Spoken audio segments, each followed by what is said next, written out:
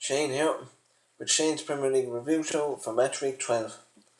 Sorry I wasn't with you for match week 11, because my iPad was giving a bit of difficulty. But here we go again anyway, back on board. Great to be back after the international break, and let's crack on with the show. So the first game last week was Arsenal and Spurs. This was a fantastic performance by Arsenal. They really turned on the style. On the other hand, Spurs didn't turn up. It could have been more than two goals to nil. The scores for Arsenal were Mustafi and Alexis Sanchez. Mustafi scoring a goal from a header, and Alexis Sanchez scored from a wonderful cross. Other than that, Arsenal dominated the whole game, creating chance after chance. Spurs didn't really turn up. The odd little flurry forward, Harry Kane came close a couple of times. But that was basically it. The best Arsenal performance I've seen for a while, and on the other hand, the worst Spurs performance I've witnessed in the league in quite a while. So now, the honours went to Arsenal in that one. Excuse me. On to Bournemouth and Huddersfield. This was a really one-sided game, despite Huddersfield having 10 men for the whole second half. Callum Wilson came back with a bang, scoring a hat-trick, and a wonderful hat-trick it was. Huddersfield didn't really turn up. They created a few chances, but it was a real one-sided game, if I was to be honest with you, from what I've seen of it. Simon Francis was sent off, but this didn't really alter the game in any way, shape or form during the second half.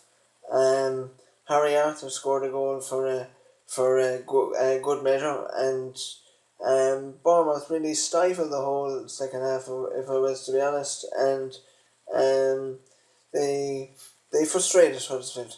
So a well-deserved win for the Cherries now. So on we go to Burnley and Swansea. This was a really one-sided game once again. Jack Cork opened the scoring for Burnley with the brilliant header, and Ashley Barnes, adding to the Swans' misery, to keep the Lancashire's club side good run going brilliantly. They're flying it, so they are. I think they're up with a few illustrious clubs, including Liverpool, and close enough to Spurs as well. They're 2 points of a whole load of cluster of teams, really, folks. So Sean Dyche is doing a wonderful job, and they just continue their good run of form, as I was saying. And as for Swansea, they're really, really on a downward spiral, and I cannot see where the next win is going to come from. So there you go.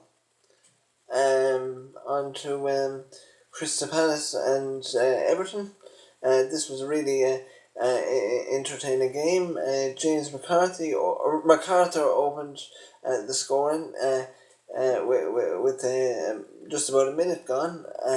Then Everton equalised from a debatable penalty when Umar Niasse went down in the penalty area. He since got suspended for diving. There was a little bit of contact, but not much. So there you go. Nathan Baines converted the penalty, and that was 1-1. Wilf Zaha gave the Eagles the lead back again from a wonderful cross into the box and a great finish. And Everton then equalised on the stroke of half time when our friend Umar Nias scored the goal. So there you go. A really, really brilliant game. But both sides could have won it at various stages. Christian Benteke came the closest for Crystal Palace, shall we say. So there we go. 2-2 draw. Not really benefiting Crystal Palace or Everton in any way, shape or form. But a point each for both sides.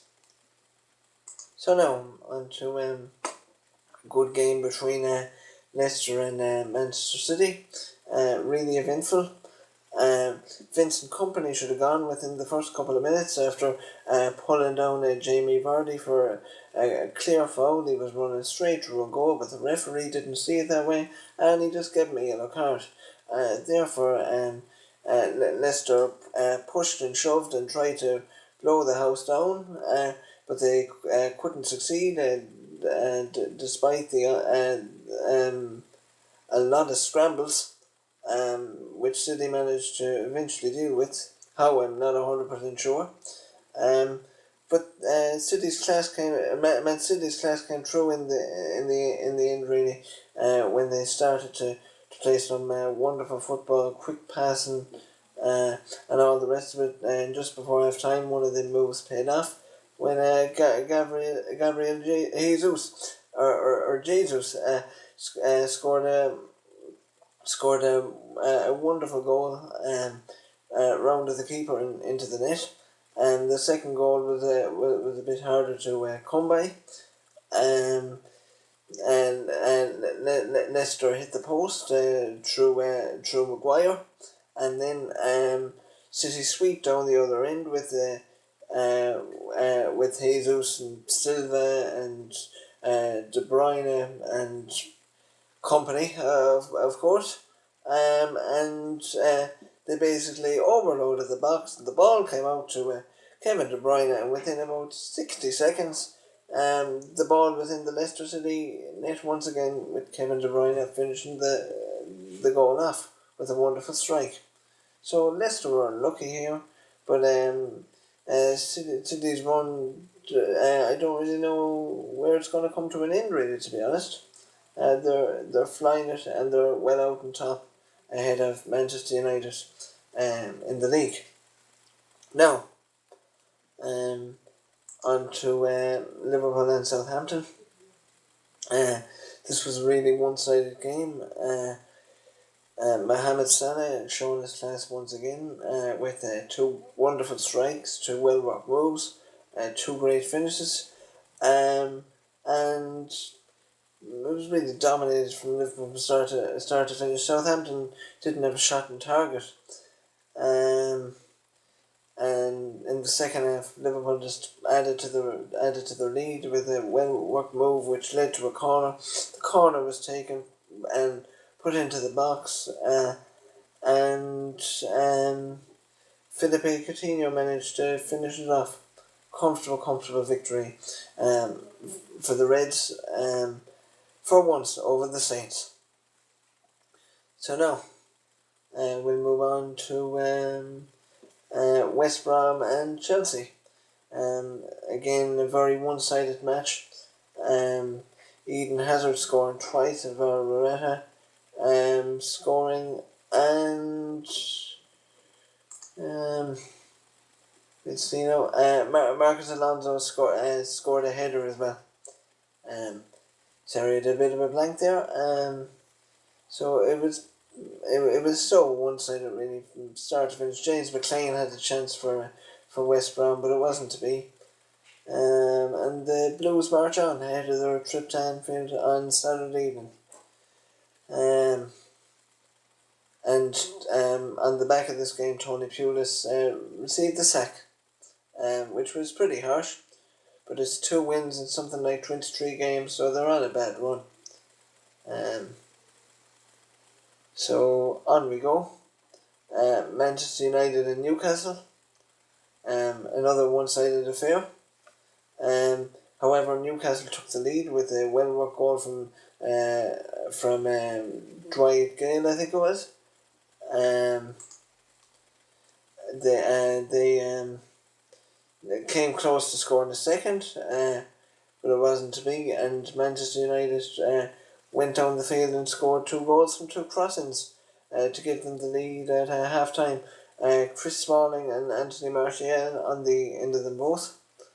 Paul Pogba scored a goal on his return. And Romelu Lukaku ended his goal drought. So all in all, a comfortable day for Manchester United, without them being at their scintillating best, shall we say. And just a footnote there as well. Ibrahimovic, the Lion, as he called himself, came back into the team, which was a timely boost for Man United ahead of the Christmas period. So there you go with that game. On to Sunday, Watford and West Ham. Poor old David Moyes got off to a bad start once again. What's new, I suppose? He hasn't been right since he left Everton. Aaron Hughes. Sorry, is it Aaron Hughes? Will Hughes. Excuse me. Scored his first goal for Watford. And Richarlison scored a second for Watford. However, there was plenty of good saves from Aurelio Gomez in this game, which should be of some encouragement to Mr. Moyes, but how much I don't know. It was a great game, very eventful match. It could have been 2-2, but as I said, it was 2-0. And Watford managed to get a win at home to add to their victory against Arsenal earlier on in the campaign. And on to the final game of the weekend, Brighton and Hove Albion against Stoke City. Again, a really entertaining match. Stoke City took the lead from a cheaper Moting, after a wonderful through ball from Johan Shaqiri. Cheaper Moting killed the ball stone dead and finished it into the bottom corner. After that, Glenn Murray should have had a penalty, but it wasn't given by referee Lee Mason. But Pascal Gross equalised on the stroke of half time. But in added time, at the end of the first half, after all Brighton's good work,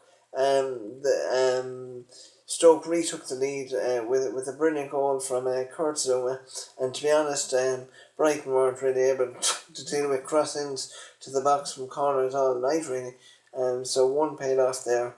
And in the second half, another one of our great pals from before, Jose Izquierdo, getting the equaliser for Brighton, and the game ended up 2-2, as I said.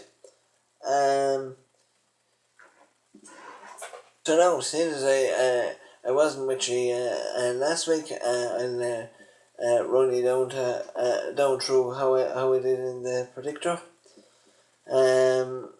I went for 1-1 in the Arsenal and Spurs game. That was wrong, obviously.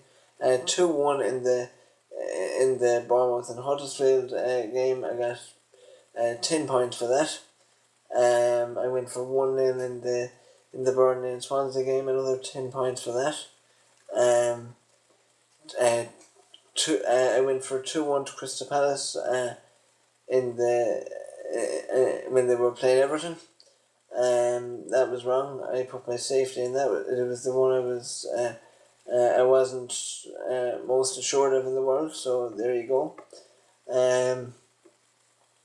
I went for 3-2 Manchester City against Leicester. Another 10 points for that. 2-0 in the Liverpool match to Liverpool, obviously. And it ended up 3-0, so I got 30 points for that, due to me having my banker bonus on it. And I went for 2-1 to Chelsea against West Bromwich Albion. I thought it would be a tighter match. It wasn't. 10 points for that. Manchester United and Newcastle went for a United 2-0 win there. It was 4-1. So 10 points for that. Watford and West Ham, I managed to get that result correct, 2-0 to Watford.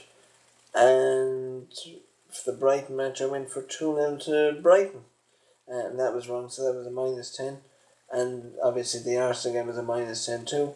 And I got nothing taken off me for the Crystal Palace match due to me having my safety on it.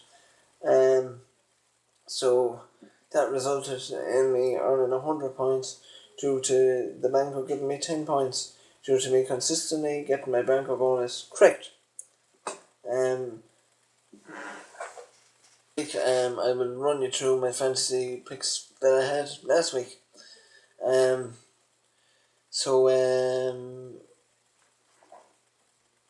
I David De Gea in goal. He got me 3 points. Marcus Alonso got me 14 points because he scored and kept a clean sheet. Kyle Walker got me 9 points. He managed to do okay too. Ben Davis only got me 1 point due to his poor performance against Arsenal. That goes for the whole team, by the way, as well. Adrian Mariappa got me 6 points due to his clean sheet against West Ham. Gareth Barry only got me 2 points because he or any of his teammates didn't do the best, shall we say, against Chelsea, to put it politely. Mohamed Salah had a magnificent match for Liverpool, so he got me 16 points last week. Eden Hazard the same way. He got me 18 points. He had a wonderful performance against West Brom, excuse me. And then in my forward line, I had excuse me, Jamie Vardy. He got me 2 points. He wasn't really the best against Man City. Roberto Firmino got me 5 points for his efforts against Southampton, and Romelu Lukaku got me 12 points due to scoring a goal and me being his captain, or me putting him as my captain. So there you go. That's the review show for this week. I'll be back shortly with the predictor show. So take care. All the best. Sorry once again about last week. Technology let me down. Have a good weekend.